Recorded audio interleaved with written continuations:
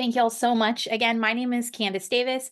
I'm the Network Community Manager here at Swipe Out Hunger, and I'm joining you from Houston, Texas. And I'm glad we're getting the chat going because we're going to be using it today a lot. Myself and my colleague Mariella, who will introduce herself here in a minute, are going to be leading us through a conversation around grants, what we know about how grants are being used across campuses today, and where we think it could be going. And hopefully at the end of the day, you'll learn a few new tips and tricks and for sure walk away with a few new resource guides that could help you get started on your grant journey and funding your programs. So today, while we're walking through everything, if you have a question, if you have something you want to add to the conversation, please throw it in the chat. Don't be shy. We'll be joining you there and trying to pull out questions and bring them onto the call today. And we appreciate anything y'all have to add. So before I get too far in, Mariella, do you want to introduce yourself? Of course. Hi, everyone. I dropped my intro in the chat, but I'm Mariela. I'm the Resource Impact Manager at Swipe Out Hunger. And if a lot of you are familiar with Swipe Grants, you're probably familiar with me because I'm the person who's usually in your inbox. So I'm glad to join today and to share a little bit more about Swipe Grants and other grants that you can look forward to. Thank you, Mariella, and I'm so glad you're here. You are the pro when it comes to swipe grants and understanding resources that the network can utilize. So perfect for this conversation. If this is your first time on a swipe session, rest assured, everything you see today in the deck, there's hyperlinks, there's information that we're going to reference. You will receive this slide deck after the call. So you'll have all the tools in your inbox and you'll be able to access all the links. You don't have to worry about asking those for the chat. And also, we are recording this session, so you'll receive a recording as well. So if you need to go back and reference something, or if you want to share with someone else in your personal network, you'll be able to do that as well. Let's jump right into it. Today, expect that we're going to go through grant impacts on campuses. We've been collecting a lot of information from y'all, which we love to do, and best practices and pain points. And we have a good idea of how folks are using grants in programs. We want to share that with everyone in case it's new to you. We're going to cover some grant basics based on what we see in the network. We know that some folks might benefit from just taking away some of the mystery and the fear around grants. So we want to just open up to some basic information. And then we're going to talk about swipe grant resources that we've just released and resources that we think you'll find really powerful leaving today's call. And of course, we'll have time for a Q&A. Again, add any questions you have in the chat. And we'll close with what you can expect from Swipe next month, upcoming content that we have coming, and what we're doing for the rest of the school year. So let's set the ground of why we're talking about grant funding. We understand how difficult it is for y'all to run these programs, and we know how many of you are wearing multiple hats, and funding is a key part of that. We know that funding helps you expand program capacity, diversify funding sources for program sustainability. So, it's better if you're not solely relying on donations, solely relying on your administration, or even in this case, solely relying on one grant, because those can disappear at any moment. And we want to make sure that your programs can sustain themselves beyond that singular funding source. And then also, we think grants are a great way to support specific projects and pilot initiatives, which we'll talk about, but we see them being used for build outs of pantries, jumpstarting a new program, making a garden, hiring employees. So these grants can really help you achieve one small goal or big goal that you've had in your program that you haven't been able to get to yet because of that funding lack that you're looking at. So grant impacts on campuses, this is a big one. I mentioned we've been collecting data in our campus leader survey and through meetings with campuses across the network. And right now we're just at about 860 campuses across the country, which we're really proud about. And in that network, we know that only 14% of campuses in our network are using grants as a funding source. So there's a lot of y'all that could benefit from starting to bring grants into your space and use that benefit to expand the programming and serve more students. However, those 14% of campuses in the network that are using grants, almost half of their budgets are being made up of grants. So we know they're pretty sustainable sources. Some of them are large grants, and they're helping folks with their staffing. They're helping folks keep food on the shelves. A lot of the topics that y'all bring up across challenges and pain points on your campuses. Another thing that we've learned working with everyone is who's fundraising on your campuses. And this is what highlighted the need for this session. Um, when we talk about who's running the programs, most of the folks on this call, you're running your programs on your campus. And we know how many hats, how many roles you play. How many of you may not have set out to be running food security programs on your campuses, but find yourself in that position today? And then layered on top of that, you might not have support to fundraise, to get the money and the resources to run these programs. So if you look here, you'll see across campuses and what's been shared with us, program staff and campus foundations are the primary fundraisers of programs. We have some campus leadership that support y'all. We have some campuses that aren't doing fundraising at all. And I'm definitely excited to hear more from y'all because how are you keeping the programs afloat? And then we have a couple of you, interestingly enough, that have community partners, maybe in your cities, that are helping you keep funds afloat. But the two groups that we're really interested in today are the campus foundation folks and especially the program staff. That's about 50-50 on our campuses who could be doing the fundraising. And we know that you, program staff, are the ones that may need a little support, might need to figure out where can I find new grants. We're applying for the same grants year after year. Maybe we're getting them, maybe those grants are disappearing. So you need a new source of grants.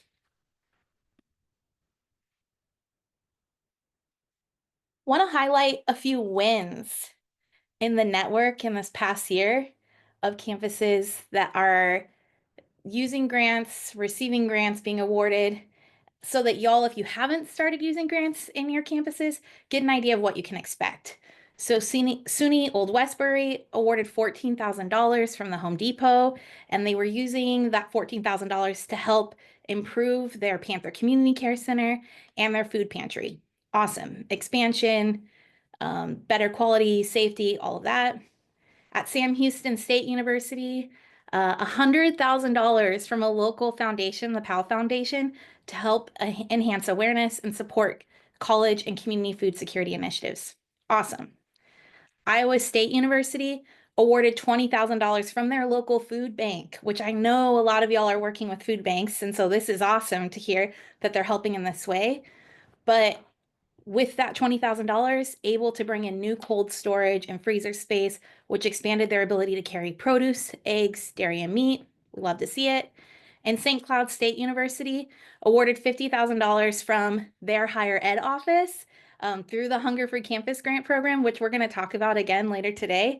And through that, they're expanding the capacity of their services, which in the 2023-2024 school year, they had nearly 10,000 visits. So to hear that that $50,000 is going to help them get even more visits on campus, fantastic. Grant types. This is a big one. There's 4 different types of grant types that we're going to talk about today and that we're going to continue to provide resources to, knowing that some grants come and go. And that's the reality of getting into using grants for funding, but want to make sure that you're thinking of all the different types of grants that could be utilized in your programming. So community partner grants, like the food bank grant we just talked about, that's an organization in your city, state, who has a shared mission or an alignment of goals in your community, and they might have a small grant or a large grant opportunity to help you bring this new fun program onto your campus. Foundation grants, that's another one. There's national foundations, state foundations, local foundations, and they're going to be able to help expand your funding. A lot of times their funding's a little bit more sustainable and they usually have specific goals in mind. So it's going to be education. In our neck of the woods, what's really helpful is food security, basic needs, students. That's what you're going to see as good sources for foundation grants. corporate grants, of course. So that's going to be like the Home Depot. It's going to be partners like HEB if you're down in Texas, Food Line in other states, maybe Albertsons, King Soopers, Walmarts of the world, big companies who have a mission alignment or have corporate social responsibility values that they want to put out into the community, and your programs could help them do that. And the last type of grants are government grants. Of course, they're still out there. USDA, Board of Higher Educations. Those are the grants that we kind of help support, also through the Hunger for Campus grant program, Hunger for Campus bill. Those ones, we like to say they're always going to be there, but we see today some of them might come and go. We're still going to offer the ones that we're aware of. And as more come out, you see emails from us or you see on our Slack channel that we're promoting, hey, there's a grant window open, because they often are focused on basic needs and higher education. Common terms. So earlier I said we want to take away some of the mystery around grant making, and this common terms piece is part of that. As Mariella and I this year have been looking at grants that have been awarded to campuses and also grants that we know are out there that campuses might not be utilizing, we tried to find what are some of the things that might be roadblocks or hurdles in getting campuses involved. And one piece we want to take away is the common terms. Some of these things are what you're going to be asked to do in the grant making process, and it might seem like, oh, that's overwhelming. I don't have the capacity to do that. We want to bring the worry down and make sure you know what they're talking about when they're asking for these things. So, request for proposal. This is going to be a common one with foundation grants, and they're going to announce that grant funding's available, what the guidelines are, eligibility, and what the funder is looking for, and they'll kind of put that out there. You also see that a lot with the government grants. An announcement first on the website, hey, this is coming. Eligibility criteria, big one, easy one. Always look for that section in a grant posting. It lets you know if you're eligible.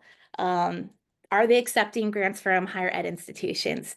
Do you need to be partnered with a different nonprofit, or does the 501c3 that you have for your pantry or school, will that work? Staffing allowances, pieces like that are going to be in there. And then letter of intent. This is another one that you might see with foundations and sometimes corporate donors as well, which is a pre-grant letter that you're going to submit to them saying, hey, I'm interested. I'd really like to apply. Usually a basic outline of what you're trying to do with your programming, your mission, and maybe what you might do with the funds. And after reviewing this, this is when the grantor might say, okay, we love what you're saying. Please apply.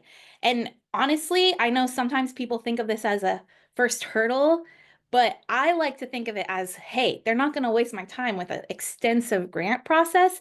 I submit this letter. If they like it, they're going to ask me to apply, and my chances are already better. If they don't like it, at least they've been honest with me, and I don't have to move forward with the extensive grant process. Budget justification. I don't think that one's a mystery. Y'all know that, and I know you're doing that for your programs already, but it's going to be a detailed explanation of how the grant's going to help you, maybe other spaces of where you're getting funding. This is financial information that they're going to want to have as they make an educated decision on what they want to do. And matching funds. This kind of goes as with the budgets.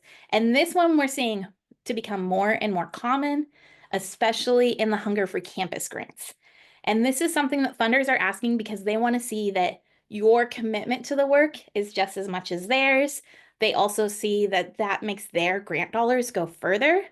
And what that's going to look like is they're going to say, our grant is for $150,000.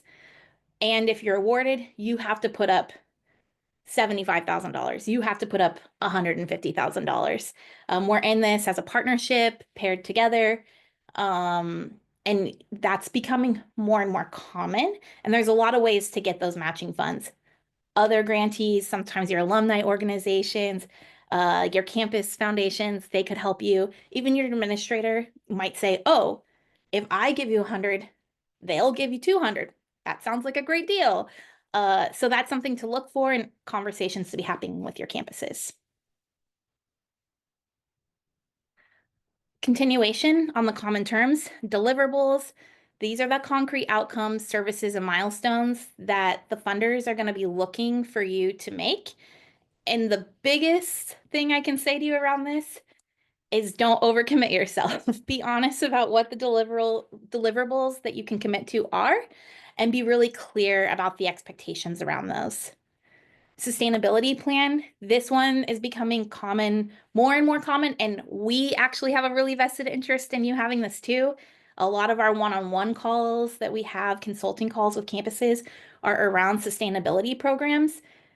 We see so many corporate donors that make the best effort to support the programs, but maybe they can only award you for a single year.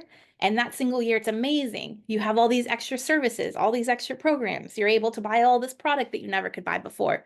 Great. And then the next year, you don't have the money. And then what? So we like to talk about what's going to happen if they're not there anymore, and then what will happen. What could your backup plans be?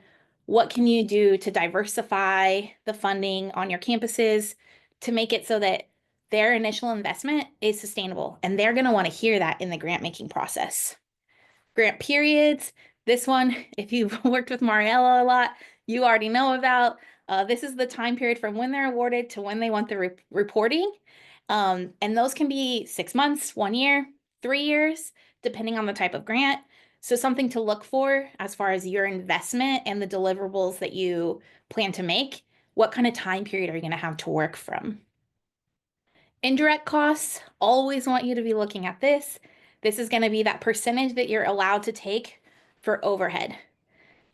So we know that grants come with administrative costs, they come with staffing costs, and you want to make sure that you know how much of the grant you can transition to help supporting that component of your work, because it deserves to be paid for as well, and keep that in mind. And the last piece is the reporting requirements. That's always going to be what closes up grant processes. Funders always want to be able to report out what happened with the money that they donated. And they want to make sure that the things that you've committed to, you have, and that you have a system in place to show how you did that work. So that's where the data comes in. That's where the storytelling comes in, survey collection from your students or those that you serve.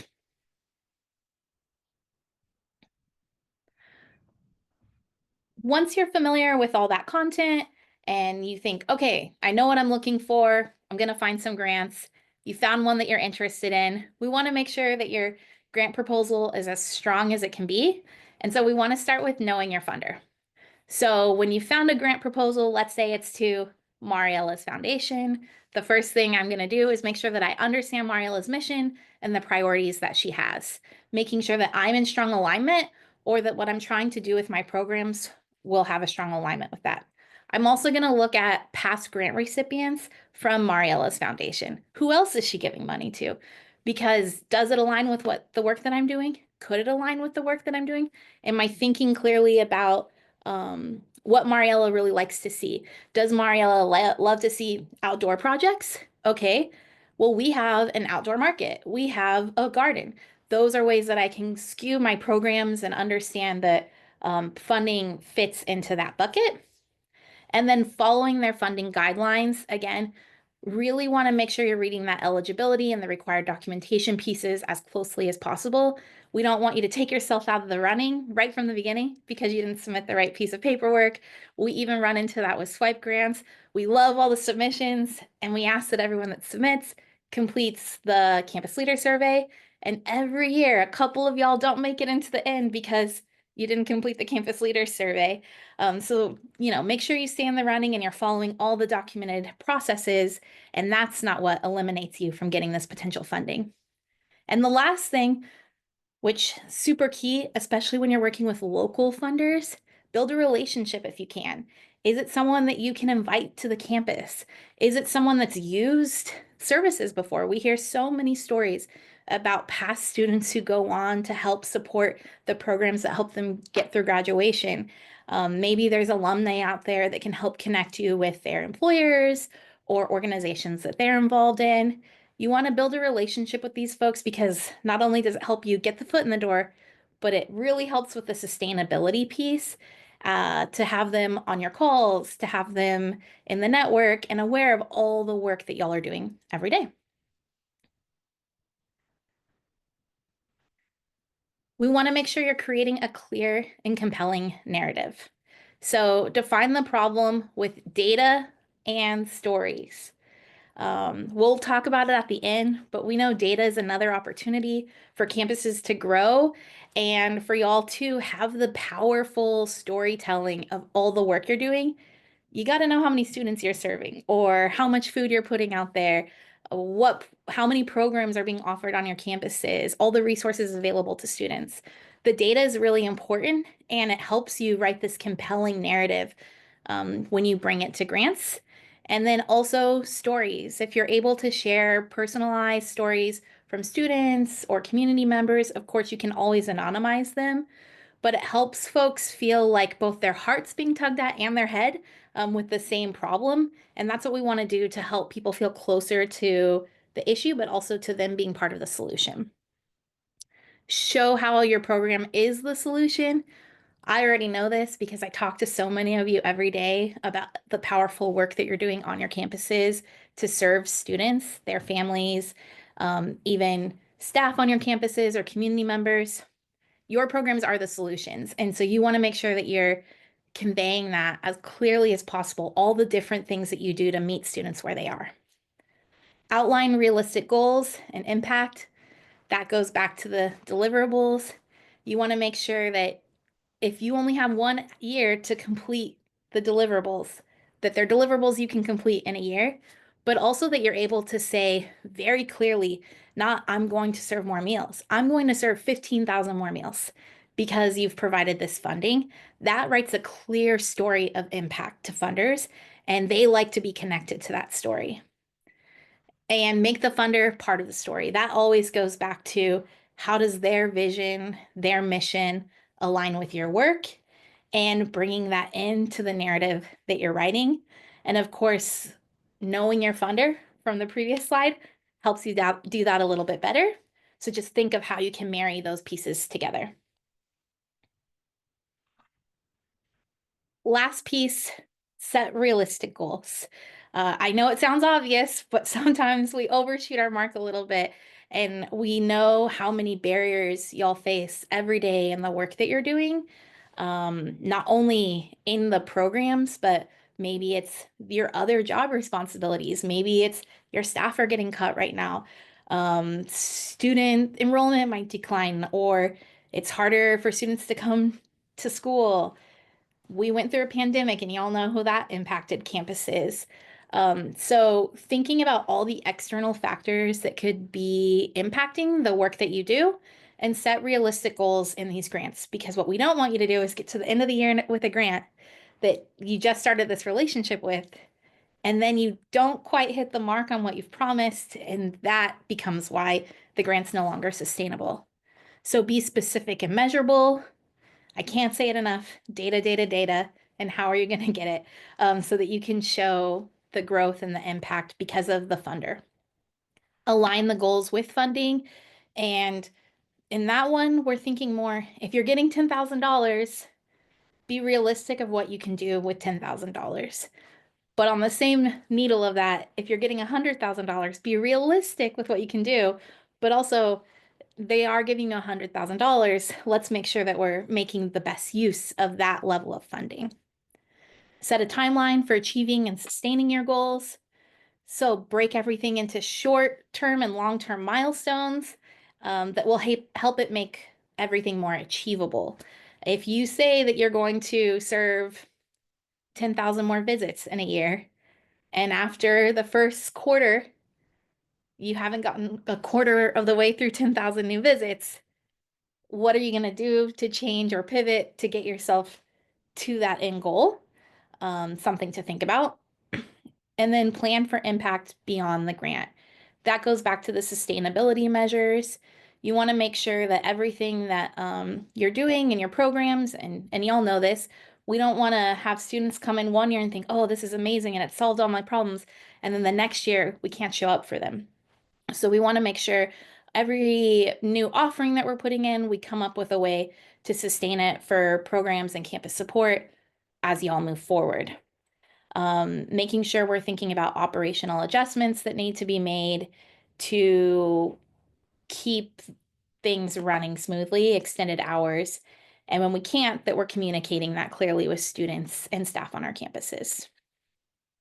So that's what we've got for basics on introducing you to getting grants and how to write your stories. But Mariella has a little bit more that I'm going to pass off to her on new resources to help with your grant access.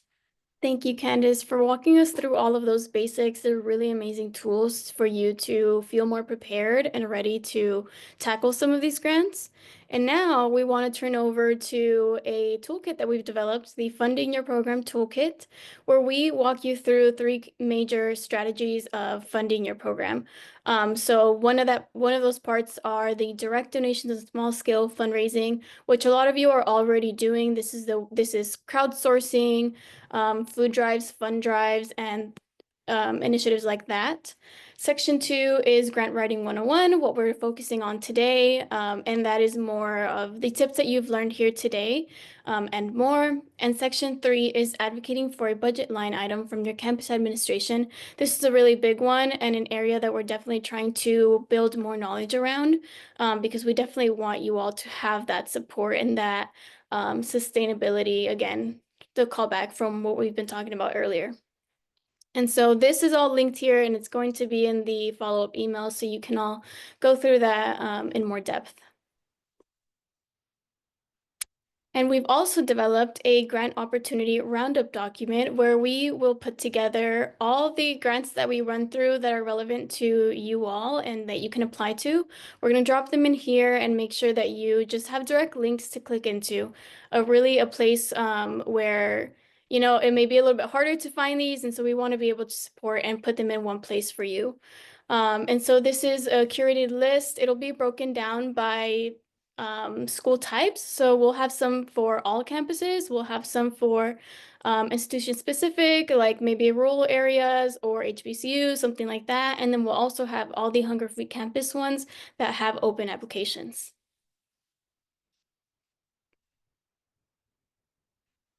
And we can't have a swipe session webinar without touching on swipe grants. And so those of you who are familiar with swipe grants, you'll probably know all this already, but for those of you that are not, the swipe grant program is our grant program that are direct capacity building grants to campus pantries and other food security initiatives. So it doesn't just mean pantries.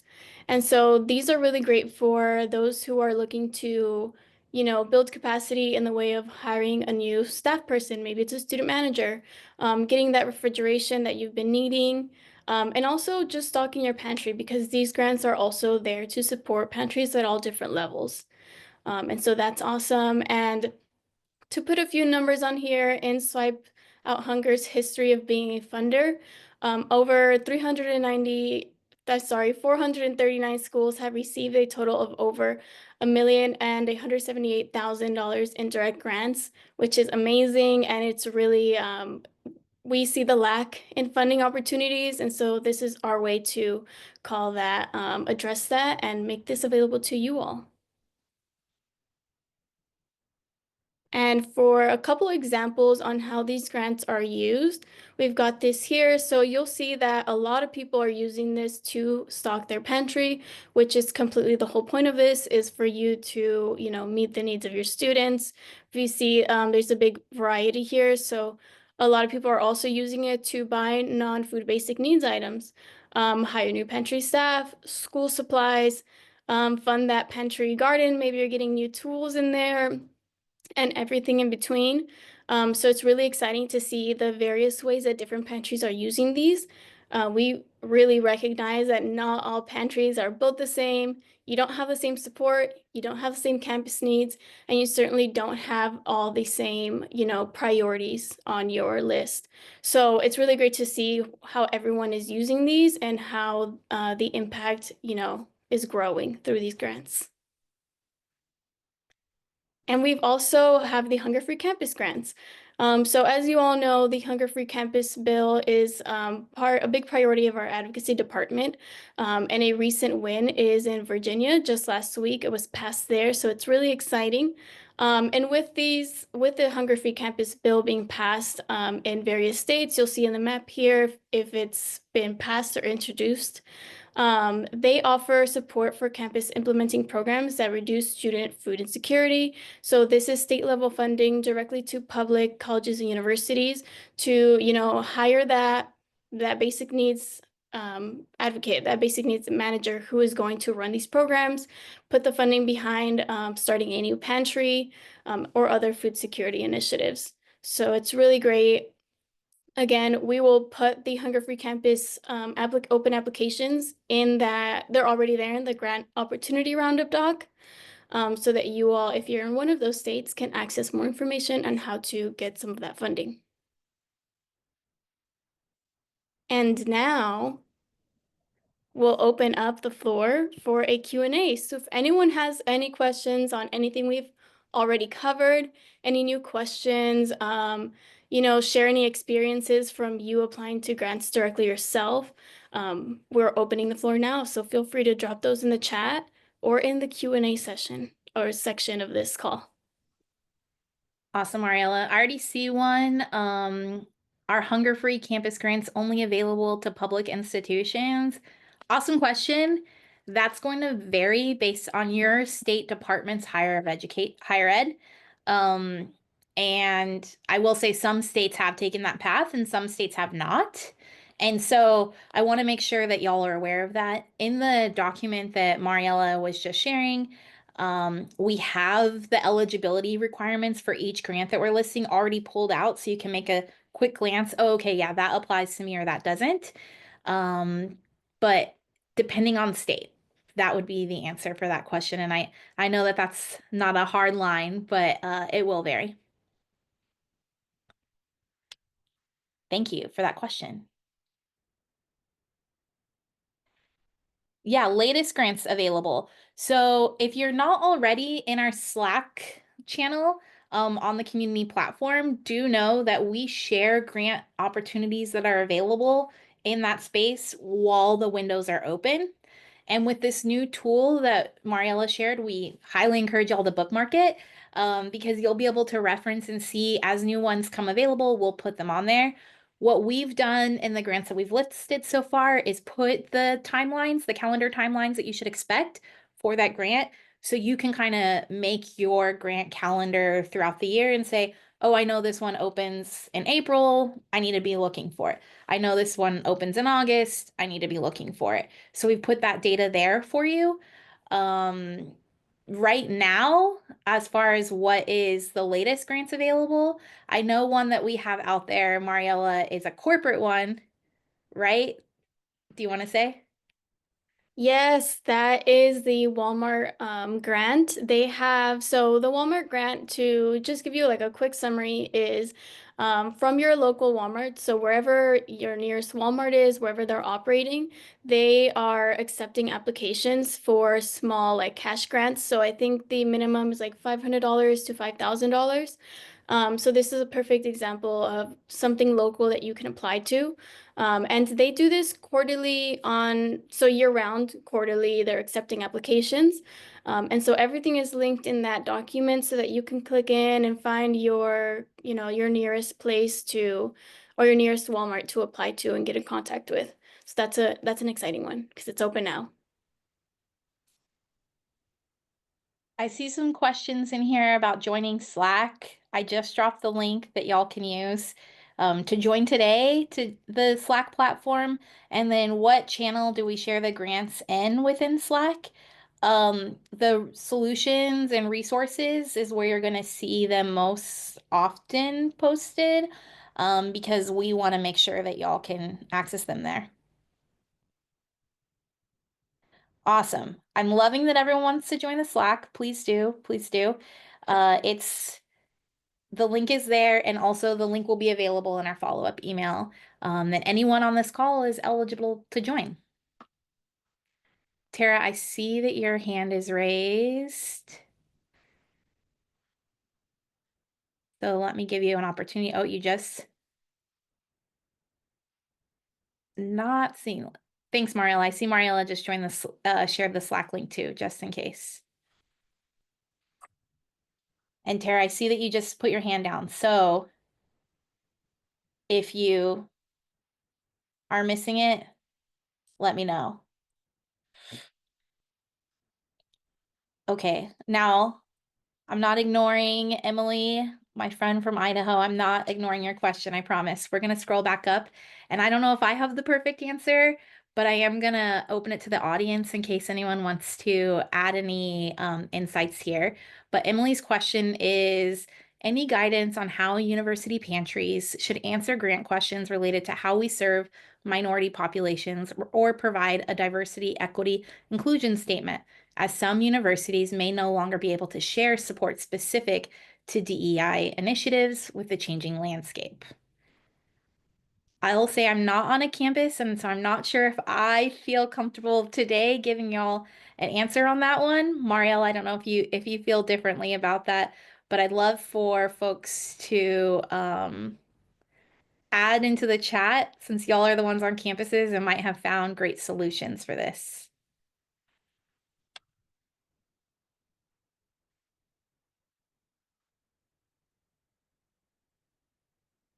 And I see the question about sharing our grants toolkit.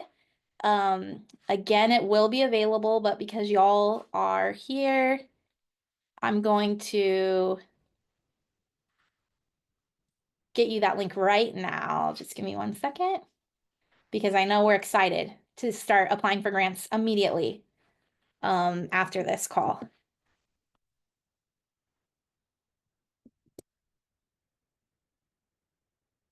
I know it's a long, messy link, but that's the link to the new grant opportunity roundup, and that'll help. Courtney, you're incredible. Anyone who hasn't met Courtney Pate before, she's in the chat right now, and she actually is the leader of our grants at Swipe Out Hunger as well. So I see her giving a response to Emily's question, and I just want to call it out here. If it is a private funder, not federal, and the grant is for DEI type initiatives, it's okay to still discuss and slightly change the language as mentioned above, as needed. I think that we all are in this ever-changing landscape together, and most of these funders will be familiar with the hurdles that you're facing and probably open to the conversation around what you're doing to serve all your students on your campuses in various ways.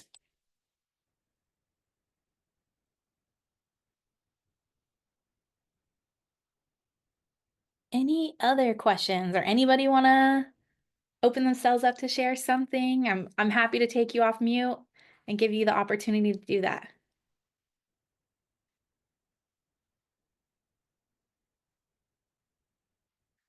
Mariella, they took it easy on us. Thank y'all. You're the best. Let me go ahead and share my screen again, and I'll let y'all know about some things coming up, because we don't want you to miss upcoming opportunities as well. And we'll give you a little time back at the end of today. And yes, Summer, I see your comment there. We're going to send out all the links after this call, because I know everyone's really excited and we want to get them in your hands too, especially knowing there's grants open right now. And I'll also send the recording. I'll make sure that y'all receive it today. But let me share my screen so that you can know about what's coming next. So I hit on this a little bit, but join Slack. It's not too late. We're always there, and we're open to a lot of conversations. I see a lot of familiar names in today's call that are on Slack, asking questions, answering questions, and sharing good news from your program. So not too late. Also, if you wouldn't mind, feel free to take your phone and uh, grab that QR code. But also note, when you close out of the Zoom call today, it's going to send you straight to the survey. We always love to get y'all's feedback about what you think about the content that we're bringing. We really want to hear what you think of our new resources from today, and then what you're looking for. We're almost at the end of the school year, but that doesn't mean we're going to stop bringing swipe sessions. We're going to have our summer swipe summit where we're going to have intensive conversations about different topics going into the new school year. And we're looking for topics for next year. So if you have ideas or big questions that you want to see experts or data from the network, please let us know through that survey. And then RSVP for our next swipe session. I mentioned it, but data, data, data. I'm the data girl on our team, and I know how important it is to share that information and to share the story of how we do this work every day. When I look at the data that y'all are submitting in the Campus Leader Survey, it's insane how many students y'all are serving, how many programs you're maintaining, how many pounds you're distributing with the budgets you have or the resources. So I think you should be telling that story every day to anyone that will listen. So we're going to be talking about impacts of data on programs and your advocacy work and our advocacy work in the April swipe session. And we'll be joined by a special guest who's a data specialist. So keep that in mind, April 8th, and you can start RSVPing right after this call. And if you're on this call and haven't joined the Swipe Network before, please take some time to do that now. Partnership agreements are open and it's free to join our network, and it helps you get access to all of our resources, especially Mariella, who shared a couple today, but there's a lot of corporate resources that we share with all of our partners, and we want to make sure y'all have access to those. So we cut it short. Thank y'all for joining us. And if you have any more questions, Mariella and I will stay on the call for a little bit longer. Thank y'all.